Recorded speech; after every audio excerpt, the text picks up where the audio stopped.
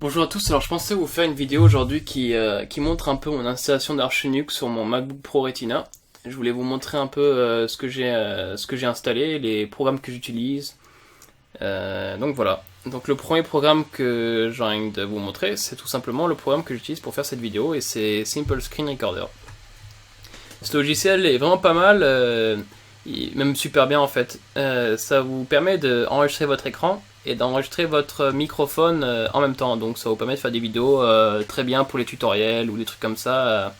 C'est un logiciel qui est libre, qui est disponible sur Linux gratuitement. Donc c'est franchement, je veux dire, tu peux pas vraiment te plaindre là. C'est du haut de gamme pour 0 € quoi. Le deuxième programme dont je voulais parler, c'est le truc que j'ai à droite là, c'est Conky. Donc Conky, c'est un truc qui vous permet d'afficher des statistiques. Et donc là par exemple, j'ai les statistiques sur mon processeur, les statistiques sur ma mémoire vive, les statistiques sur mon disque dur, et les statistiques sur ma carte Wi-Fi en fait. Et ce qu'il faut savoir, c'est que c'est un programme qui est entièrement configurable. Ça marche avec des fichiers de configuration. Et donc là, c'est une configuration possible parmi des centaines de millions de milliards quoi. Si vous tapez Conky RC dans Google, vous allez voir des listes et des listes de gens qui postent des trucs qui sont absolument magnifiques. Vous pouvez prendre leur code, s'ils le donnent bien sûr, et vous pouvez vous faire un truc comme ça, qui ressemble à ça, ou même un truc complètement différent. En fait, la seule limite, c'est votre imagination là. Et ça, je trouve ça vraiment cool avec Linux, de pouvoir modifier tout ça quoi. Ici, là, j'utilise GNOME, comme vous pouvez le voir.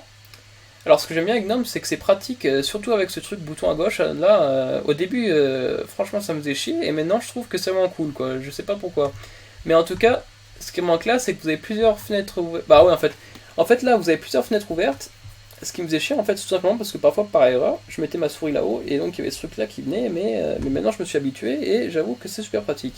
Vous avez plusieurs fenêtres ouvertes, voilà, une sur l'autre, vous ne voyez pas forcément celle qui est derrière, vous appuyez là-dessus, boum, vous avez toutes les fenêtres qui sont ouvertes, vous les voyez là, vous cliquez sur celle qui vous intéresse, et voilà. Donc GNOME, moi, c'est quelque chose que j'aime bien en fait. J'aime bien la direction dans laquelle ils vont, et ce que j'aime bien avec GNOME aussi, surtout en ce moment, c'est que ils sont en train de bosser sur le support de Wayland. Et donc Wayland, c'est une nouvelle technologie qui vous permettra en fait d'utiliser des GNOME et tout ça, mais sans tearing en fait. Bref, ça n'utilisera plus que ça quoi. Un autre truc que j'aime bien avec GNOME, c'est que vous avez ces plugins là en fait dans le menu bar en fait. Et pour les mettre là-dedans, tout ce que vous avez besoin de faire, c'est d'aller sur Firefox et de taper GNOME extension. Et donc là, vous tombez sur un site. Et tout ce que vous avez besoin de faire, en fait, c'est d'appuyer sur l'extension qui vous plaît, et ça l'installera là-haut.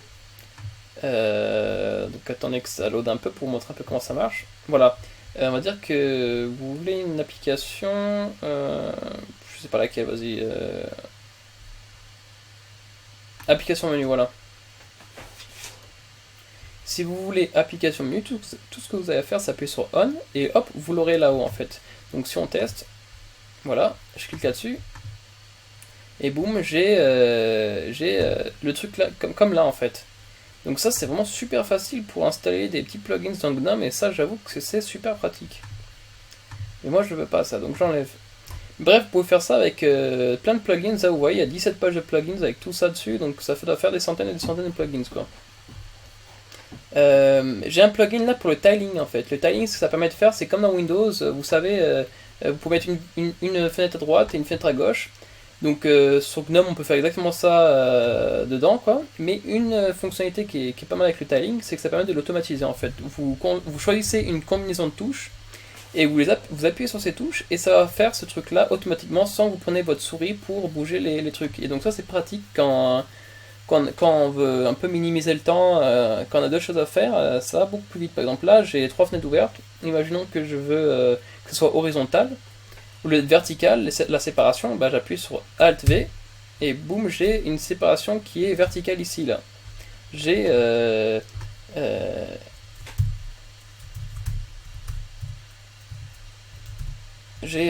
cette fenêtre là et la fenêtre en dessous qui sont séparées verticalement, et j'ai celle-là qui est horizontale. Donc ça, c'est pas mal, ça c'est plutôt cool. Et j'ai pas besoin de prendre ma fenêtre, de la resizer manuellement et tout ça, donc ça c'est classe. Et après, si je veux repasser en mode normal, j'appuie sur Alt F, en mode float, et là, boum, j'ai toutes mes fenêtres comme avant, je peux faire ce que je veux. Voilà. Donc ça, c'est plutôt cool. Il y a plein d'autres choses en fait qui sont pas mal avec Linux. Donc là, je vous ai parlé de Screen Recorder, de Conky et de GNOME. J'ai d'autres applications que j'essaye. Donc j'ai Electrum. Electrum, c'est une application en fait qui vous permet de stocker des bitcoins sur votre PC. En fait, c'est un porte-monnaie bitcoin. Donc ça, c'est pratique si vous en avez. Moi, pendant ce temps là, j'en ai pas, mais je l'ai installé quand même parce que au cas où un jour j'en ai, bah je l'aurai. Voilà. Sinon, chez Emacs, là, c'est un éditeur de texte. Un éditeur de texte qui permet à coder en fait. Donc si vous voulez coder une application, vous utilisez ça et c'est pas mal. Empathy, ça sert à discuter sur internet. GIMP, c'est un peu comme Photoshop, en moins bien mais open source. Utox, c'est le programme dont je vous parlais la dernière fois. Là, ça permet de vous parler à d'autres gens en fait. C'est comme Skype en fait, mais c'est une alternative open source et encryptée, donc c'est vraiment pas mal. Là j'ai Transmission, là j'ai Terminator, donc Terminator c'est un terminal, mais Terminator ce qui est bien c'est qu'il y a une fonction de tiling intégrée dans le Terminator, et donc ça vous permet de couper Terminator en plusieurs terminals. Donc dans une seule fenêtre vous avez plusieurs terminals, et donc ça c'est pas mal.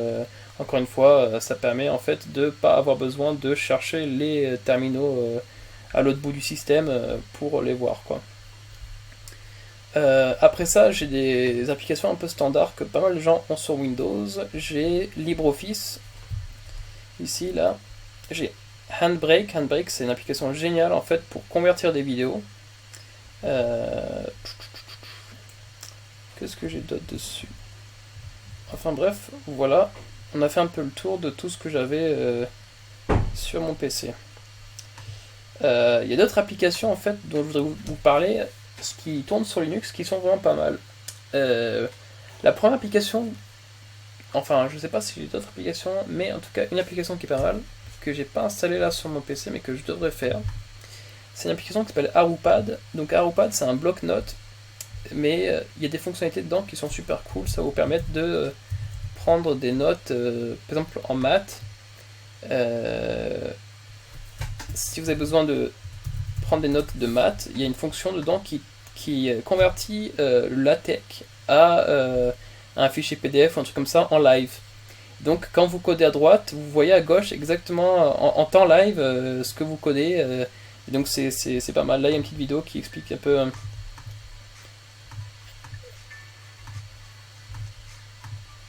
Je sais pas s'il y a un petit moment qui est pas mal là, qui peut vous montrer un peu à quoi ça ressemble. Je sais pas trop. Mais en tout cas, c'est Arupad, franchement, il faut voir un peu, c'est pas mal comme application. Et je vais peut-être l'installer sur mon PC d'ici peu. Voilà. Bref, là on a fait un peu un tour de ce que j'avais sur mon Mac et ce que j'avais à vous montrer. J'espère que ça vous a plu. Si vous avez des questions, par exemple pour la configuration de ça, ou la configuration de mon GNOME, ou des trucs comme ça, n'hésitez pas à me poser la question en bas dans les commentaires, ça me ferait plaisir, et je vous donnerai les configurations dont vous avez besoin pour que votre ordinateur ressemble à ça, ou si vous voulez pas qu'il ressemble à ça, bah, je pourrais essayer de répondre à votre question comme je peux. Voilà. Alors merci d'avoir regardé la vidéo, et puis